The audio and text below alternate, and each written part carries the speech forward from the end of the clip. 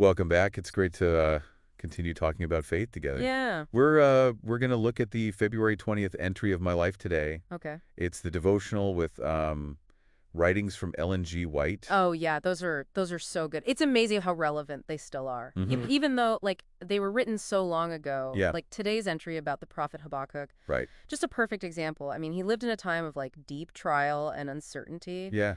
And his story, it just speaks directly to like the challenges we face today. It really does, doesn't it? Yeah. Sometimes I feel like we're living in Habakkuk's world. I know. The world feels so chaotic and uncertain. Yeah. But but it's so powerful It is. to see how people of faith in the past, Right. how they navigated those difficulties. Absolutely. And in Habakkuk's story, we find this powerful lesson for us. Yeah. The just shall live by his faith. That's such a good one. Habakkuk chapter 2, verse 4. Yeah, and this idea of living by faith, Right. it isn't just a passive belief. It's an act of trust in God, even when we don't understand what's happening around us. You're totally right. It's easy to say we have faith. Yeah, it is. But when things get tough, it's a different story. Yeah. Think about Habakkuk. Right. He was looking around at his world, Yeah. seeing violence, injustice, wondering where God was in all of it. Totally. It would have been so easy for him to just give in, Right. to despair, but he chose to cling to his faith. Yeah. So what stands out to you about his story? Well, what fascinates me is how Habakkuk actually questioned God. Yeah. I mean, he brought his doubts and Yeah. his frustrations directly to him Yeah. in prayer. And we see this in Habakkuk chapter 1, verses 2 and 3. Okay. He wasn't afraid to express his raw emotions, his confusion. Right here. And yet, even in his questioning, there's this glimmer of faith. He still acknowledged God's power and sovereignty. That's so insightful. Yeah. It reminds us that it's okay to bring our doubts and questions to God. It is. He can handle it. He wants a genuine relationship. He does. Not a superficial one. Right. Where we pretend everything is okay. Yeah. So have you ever experienced a time when you wrestled with your faith like that? Oh, definitely. Yeah. I think most people who seriously consider their faith, go through those periods of questioning. Yeah. It's part of the journey. But, It is. But like Habakkuk, I've found that even in those dark moments, a tiny spark of faith can remain. And if we tend to that spark, even when it feels like a flicker, it can grow into this powerful flame.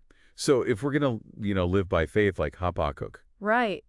What does that look like? Yeah, and that's the question, right? Yeah. It's easy to get caught up in the what of faith, but the how can be tricky. The how, yeah, that's a great question. Yeah. I think one of the most important things is to cultivate a consistent connection with God. Okay. And that means spending time in prayer, reading the Bible, and just being part of a community of faith. Yeah. It's like building a muscle. The more we exercise our faith, the stronger it becomes. Okay, so we're building that muscle. Yes. What else can we do to really live by faith? Yeah. In our daily lives, what does that look like when we're facing those everyday challenges? I think it's about shifting our perspective. Okay. Instead of focusing on the problems and the uncertainties, we can choose to focus on God's promises. Okay.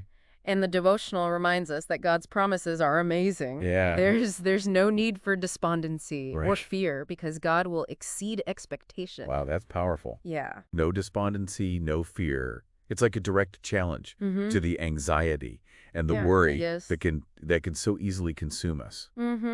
It's a reminder that we serve a God who is bigger than any problem we face. Exactly. And choosing to focus on God's promises doesn't mean like ignoring the realities around us. Right. It means choosing to trust that God is working even when we can't see it. Yeah. Remember, the just shall live by his faith. It's about choosing faith over fear, hope over despair, trust over doubt. So it's like putting on a different pair of glasses. Instead of looking at the world through the lens of fear and uncertainty. Yeah. We're choosing to look through the lens of faith. That's a great analogy. Yeah. And when we do that, it changes everything. Speaking of changing things, the devotional talks about God exceeding expectations. Yeah. It's easy to get caught up in our limited view of what's possible, but God's possibilities are limitless. They are. So is there an area in your own life where you would like to see God exceed your expectations? You know, that's a really thought-provoking question. Yeah. Sometimes I get so focused on the immediate challenges Right. that I forget to dream back. Mm-hmm. I get caught up in the how, and I lose sight of the what God might want to do. Right. I think I need to spend more time reflecting on where I'm limiting God in my thinking. I think that's something we can all relate to. Yeah. It's easy to box God in with our limited perspective. It is. And honestly, that's doing him a disservice. Yeah. He's a God of limitless possibilities. Right. And we need to remember that. We do. It's like we're putting a ceiling on God on what he can do, right. in our lives. Right. We need to break free from that. We do. And embrace the limitless potential that comes with faith. And the devotional really emphasizes that. It does. That limitless potential. Yeah. Especially when it talks about the second coming. Yes. It's this incredible promise. Yeah. That God's plan will ultimately prevail. Right. Good will triumph over evil. And Habakkuk's story points directly to this future hope. Yeah. Even though he lived in a time of such great uncertainty, he held on to the promise of a better future. We see that in Habakkuk chapter 2, verses 3 and 4, where it says, "For the vision is yet for an appointed time, but at the end it shall speak and not lie, though it wait for it, because it will surely come, it will not tarry." Wow, that's such an encouraging passage. It is. Especially for those of us who struggle with impatience. Yeah. It's a reminder that God's timing is not our timing. It's not, no. He's working behind the scenes. Yeah, he is. And we can't see it. Exactly. And this waiting, this anticipation is actually a vital aspect of faith. It's about trusting that God's promises will be fulfilled in his perfect time. It's like when you're a kid. Yes. And you're waiting for Christmas. Yeah. You know it's coming. Mm-hmm. But the anticipation makes it even more special. Oh, I love that. When it finally arrives. It's a great analogy. And in the same way, the anticipation of Christ's return should fill us with joy and excitement, not anxiety or impatience. Yeah, it's a reminder that our present struggles are temporary. Yeah. We have an eternal hope to cling to. And that hope should shape how we live today. It should motivate us to live lives that are pleasing to God, to share his love with others, and to make a difference in the world. There's that call to action again. There it is. Living by faith isn't just about waiting for the future. Right. It's about actively living out our faith in the present. Absolutely. And that brings us to another image from the devotional God. Yeah. Being in his holy temple. Right. Let all the earth keep silence before him, it says. It's a call to reverence. It is. To awe, to recognize the greatness and majesty of God. Yeah, it's like taking a deep breath and remembering that we're part of something much bigger. So much bigger than ourselves. And it's a reminder it is. That even in the waiting, even in the uncertainty, we can find peace and strength in the presence of God. And that peace and strength come from surrendering to his will, from trusting that he knows what's best, right? Even when we don't understand. It's about letting go of our need to control everything. And allowing God to lead. It's like that verse in Proverbs chapter 3, verse 5, trust in the Lord with all your heart and lean not unto your own understanding. Exactly. It's about recognizing that our own understanding is limited, but God's wisdom is infinite. So as we're waiting, for the fulfillment of God's promises, how can we cultivate that sense of reverence and awe in our everyday lives? That's so true. It's easy to get caught up in the busyness of life. It is. And lose sight of the bigger picture. I think it's about intentionally creating space for God in our lives that might look different for everyone. Right. But it could involve things like spending time in nature, listening to worship music, or just, sitting in silence. Right. And reflecting on God's goodness. It's about those little moments, throughout the day where we pause and acknowledge God's presence. Right. Where we choose to see the world through the lens of faith. And those moments, they can be incredibly grounding, especially when we're feeling overwhelmed or discouraged. Right. They remind us that we're not alone, that God is with us every step of the way. It's like that verse in Deuteronomy in chapter 31, verse 6. Yes. Be strong and of a good courage, fear not, nor be afraid of them, for the Lord thy God, he it is that doth go with thee. He will not fail thee nor forsake thee.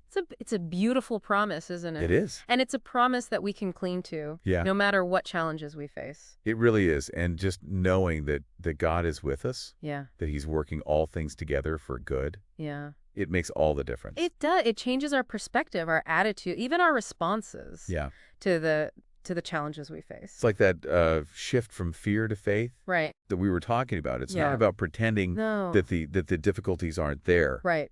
But it's about choosing to trust God. It is. Even in the midst of them. Yeah, it's about holding on to that promise, that the just shall live by his faith. Habakkuk chapter 2, verse 4.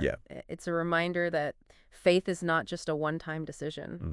It's a daily choice. Right.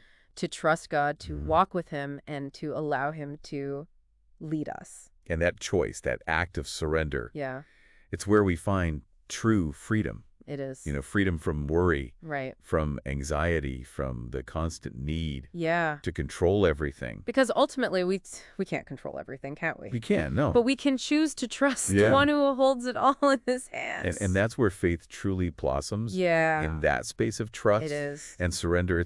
It's not about having all the answers. No. But it's about knowing the one who... It's about letting go of our... limited understanding and embracing the infinite wisdom of God.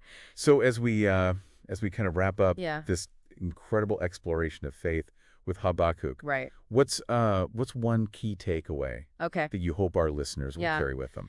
I think the biggest takeaway is just the reminder that faith is an active choice, not just a feeling. It's a decision we make every day to trust God, to lean on his promises, and to live in a way that reflects that trust. It's about putting our faith into action. Yes. Not just keeping it tucked away in a corner of our hearts. Exactly. It's about allowing our faith to shape our thoughts, our words, and our actions. Living by faith. Not by sight. And when we do that, we'll discover this incredible power and peace that come from walking with God. Well said.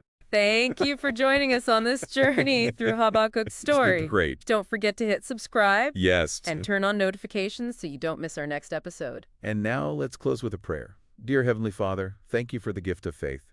Help us to live by faith each day, trusting in your promises and walking in your ways. Amen.